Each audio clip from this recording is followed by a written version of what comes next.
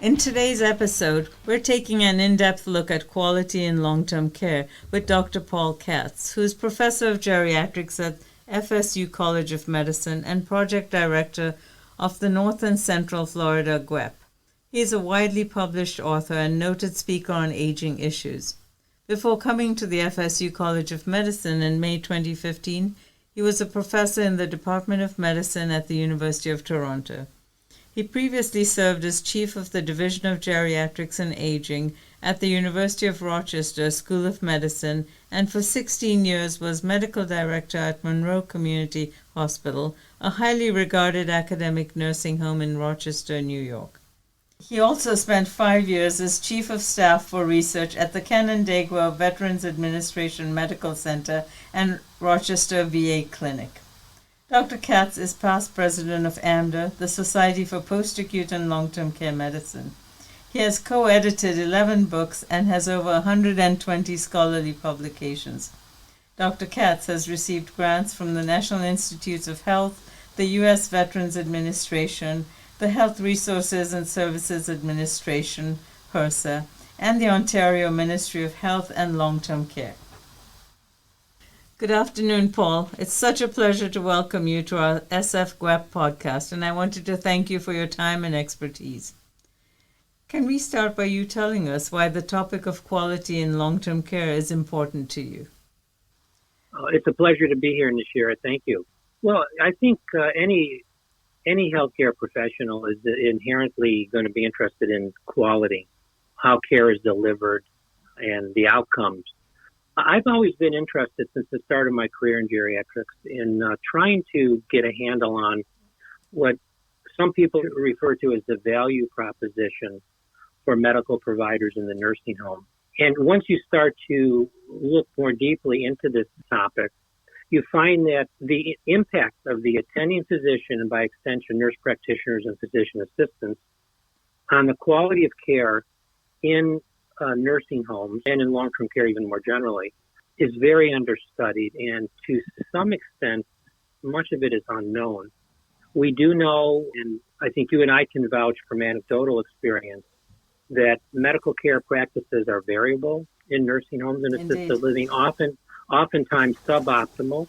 This is in the context over the past several years where we're seeing increased complexity of the patients we care for, and basically that as providers in long-term care and nursing homes specifically, I've always made the point that our skill set is often underappreciated, which I have referred to in the past as a credibility gap. That's a whole nother talk, but that's kind of why I'm interested in quality. And as you and I know, nursing homes are now really not just rest homes anymore. The acuity is very high. The knowledge demand and the complexity of care that we provide has changed incredibly over the past few years. Absolutely. And that's why in today's discussion, I'll be referring even more broadly to, I hate the word institutional, but more institutional long-term care, which would include assisted living or residential care as it's known in Canada.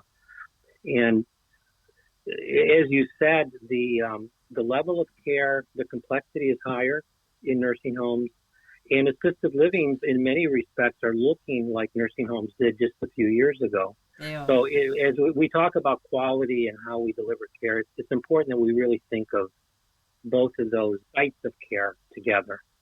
So quality is important, obviously, to measure. And what quality measures are currently used in nursing homes and in assisted living settings?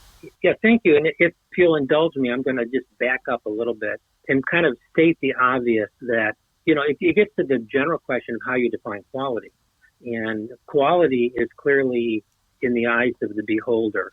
When I speak formally on this topic, I'll often show that picture of the elephant and surrounded by several scientists. And the scientist that's looking at the tail says this is what an elephant looks like. The one on the tusks or the legs, everyone has their own perception. So when we talk about defining quality, let's say in nursing homes specifically, it is important, and we'll get to this discussion in a minute. But for example, when you ask a resident in a nursing home what they think of quality, then you start thinking of quality of life measures. Is the food tasty? Is it warm? Do I have an opportunity to socialize? If I want a bath, can I get it? Those are very important, but we don't usually measure those. If you ask the nursing home administrator what quality is, they may tell you it's how many beds I have filled, or what is my rehospitalization rate so I don't get fined. If you ask a nurse or the nursing leader in a nursing home what quality is, they may refer to, do I have enough staffing?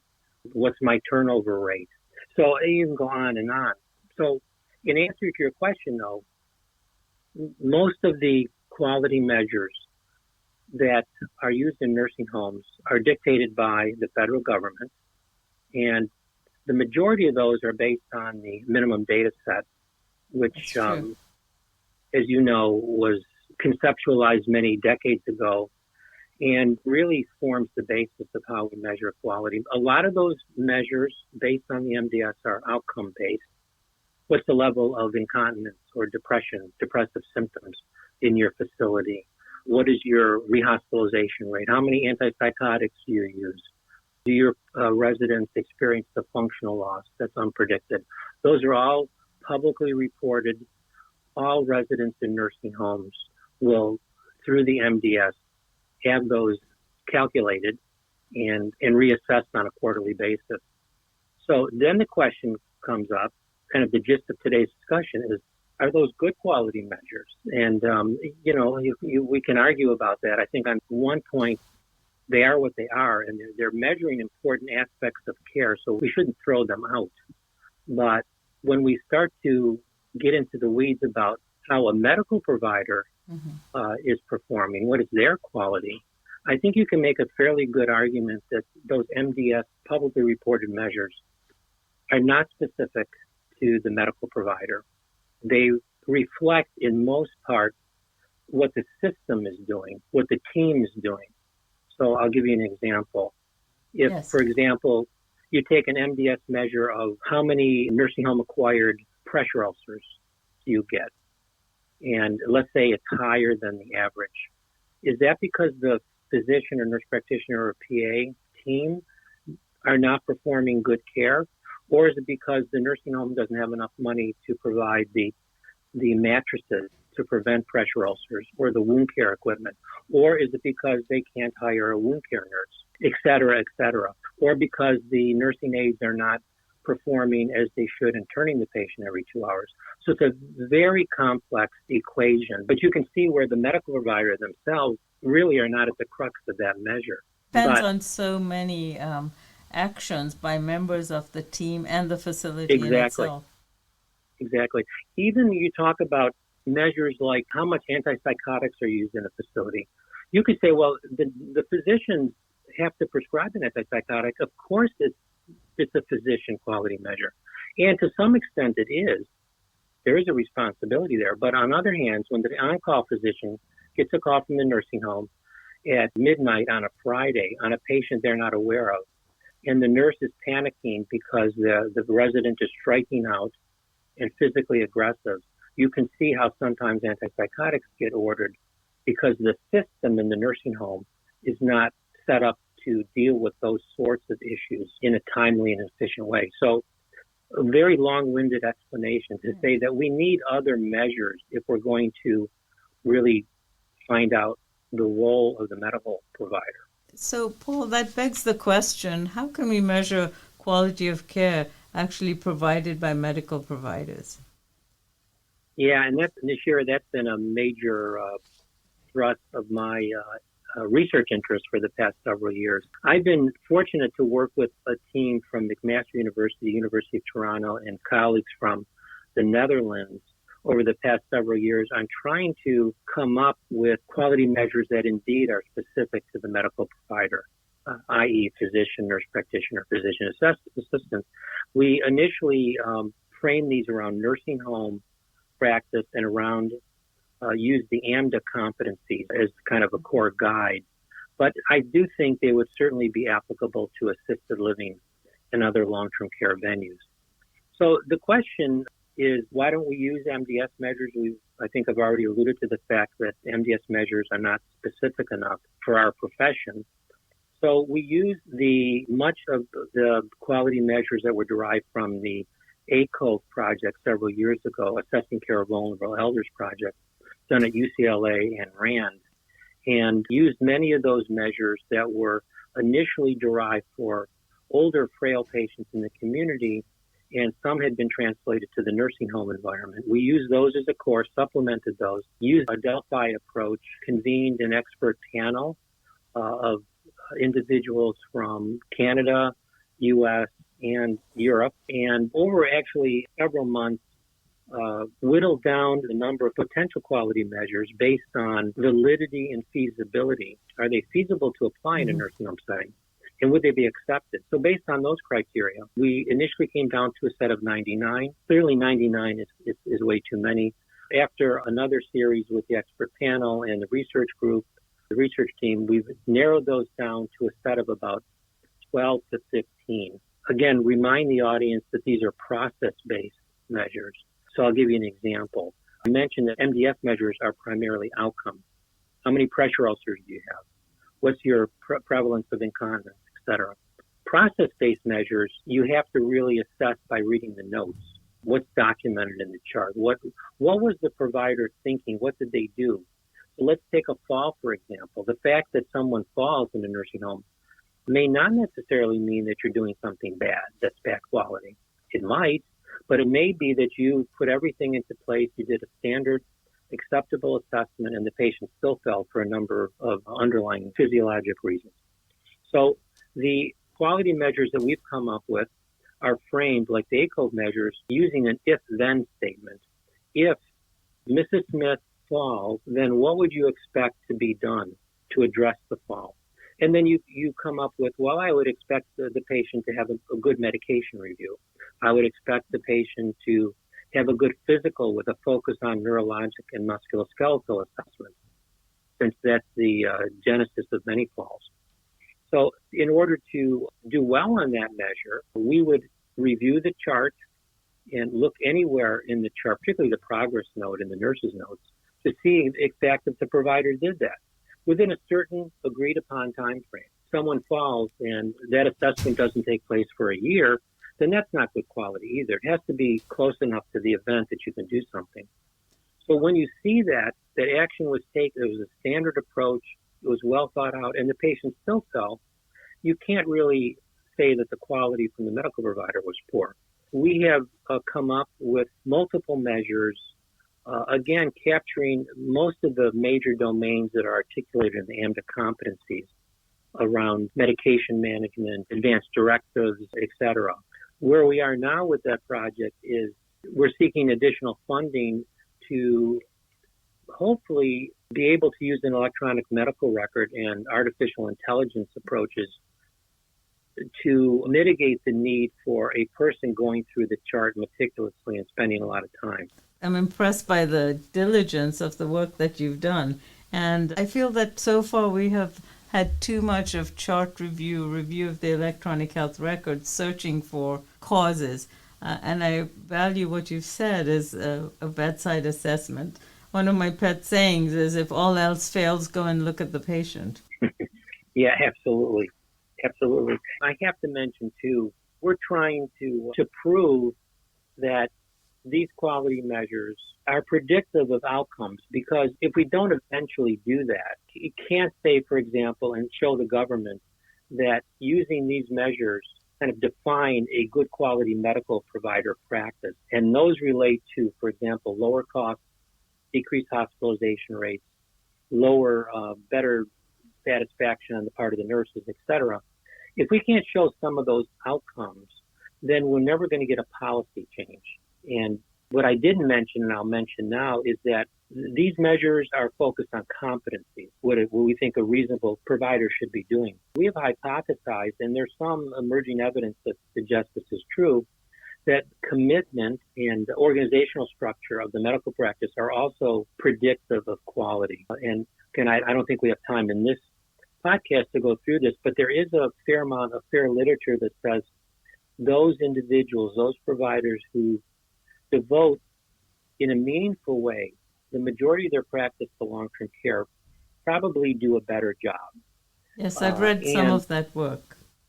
right, and likewise, it relates to the kind of medical staff organizational structure you have. So if you have a closed staff with fairly rigorous standards to be credentialed, and you communicate effectively, you share call, you have coherent, agreed upon policies, etc. Those are the closed staff models probably do better. Now, some of the evidence is suggestive, some of it we have a lot more to go. There's, for example, much talk about SNFs, skilled nursing facility, it's like Indeed. hospital lists. And there is some of the research shows that SNF is defined as those providers devoting at least 80, probably 90% of all their Medicare billing to nursing homes do a better job. But I think what we're trying to do is that may be too general of a definition of a SNF. Because if you're a provider and you have a large practice, let's say 2,000 patients, and you're medical director of 10 facilities, and we see this going on around the country. Indeed. Is that person really, they may qualify as a SNF because all their billing is nursing homes, but they're seeing way too many residents. No one can provide good care with that amount of volume. So we really have to better define what numbers of patients is reasonable for a practice. And that can be a practice of physicians, nurse practitioners, PAs. So again, we're working on that. It's another line of inquiry. I just wondered, Paul, how do you think staffing ratios, actual staffing ratios in facilities impact the quality of care and also maybe what the providers can and cannot do? Yeah, that's a great question. Many may be aware that the National Academies of Science recently came out within the last couple of months of a report on really how to improve quality in nursing homes. And workforce was prominent in that report, particularly what you're referring to as staffing ratios. Most of the literature focuses on nurse staff ratios. How many hours per resident per day do we think is optimum in terms of delivering quality care to nursing home residents? And that certain amount is attributed to RNs, certain amount to LPNs, and a certain amount to certified nursing assistants. That's the bulk. But the literature suggests that the higher the number of hours delivers better quality. The problem is many nursing homes and many states do not mandate those ratios. They suggest you need to provide as much staff as necessary to provide the quality needs, but we're far away. So the report, and this was even mentioned in President Biden's address, that we need reforms to increase the staffing ratios, which means we need more funding. And whether we will get more funding to do that is an option. So we can say you need to have 4 hours per resident per day, but if there's no funding, or particularly in the environment, the post-COVID environment we're in now, you can't recruit nurses, you can't find them, it's going to be a real stretch. And now, certainly nursing home assistants too.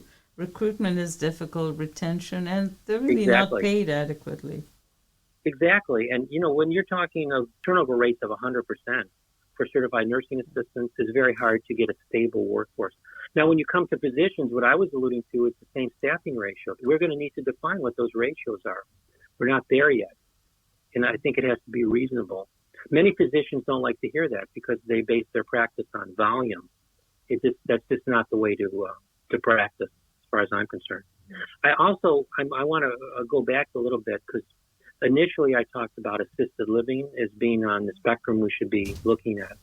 And whereas the federal government basically defines the quality measures to be reported in all nursing homes in this country, assisted living does not have such a mandate, primarily because they're not federally regulated. As you know, they're state regulated. The state variability is very high. So there is no common set of quality measures that all assisted living facilities must obtain and report. That's the focus of much debate in the industry. Many, such as myself, are calling for more regulations, not necessarily the intensity of nursing home regulations we see, but something that will help the consumer choose what's a good assisted living and what's a bad one, just like we do for nursing homes on the 5-star rating. And we don't have that right now for assisted living facilities.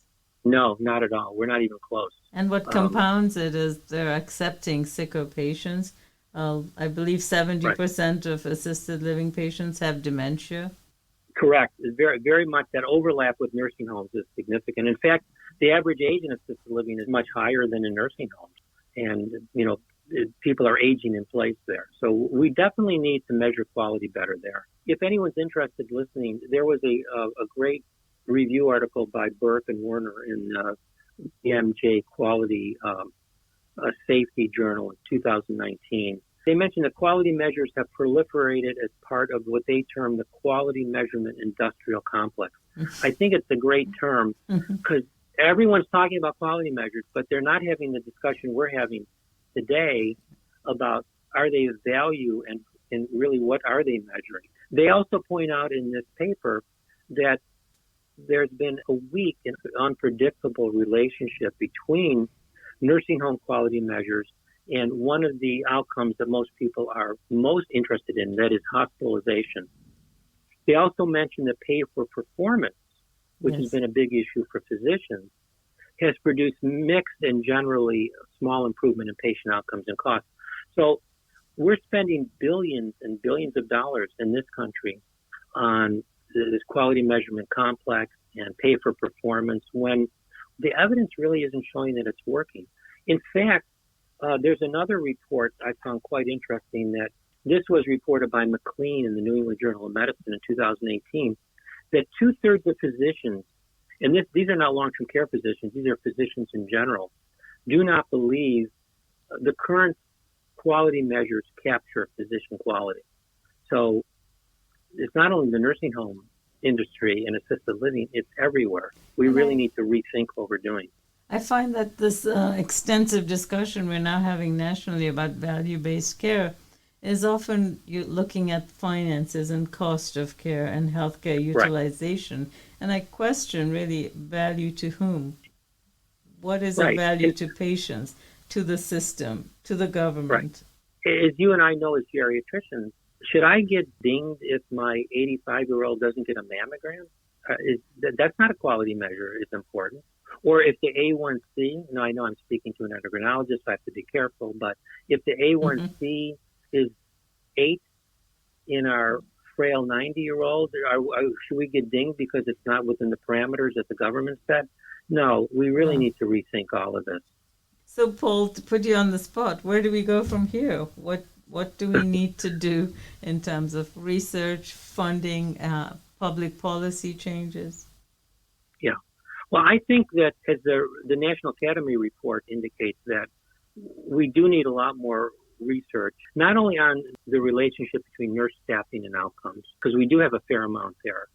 We're going to need enhanced funding to actually show that if we increase staffing ratios, they actually work. On the medical provider side, we need the research to show that the quality measures, for example, the ones we're proposing, the provider quality measures, really work when they're applied on a larger scale and they're predictive of outcomes. And then you can work backwards, I think. For example, if we find that there's better provider quality in closed medical staff environments, then I can envision policy changes that would basically make that happen and that would improve quality across the board. But that's going to be many years, a lot of research, and but we need to go in that direction. Unfortunately, nursing homes and assisted living have not been the hotbed of active investigation. But I kind of see that changing with the demographics of the population, so I'm hopeful. At the same time, we've been the hotbed of active regulation. Yeah, exactly. Dr. Paul Katz, thank you so much for joining us today and sharing your expertise. This has been a great conversation, and I'm sure we could continue this for a long time. And it's been such a pleasure having you on this podcast. And take care. And thank you so much for the opportunity. Please stay tuned for upcoming topics from our renowned subject matter experts.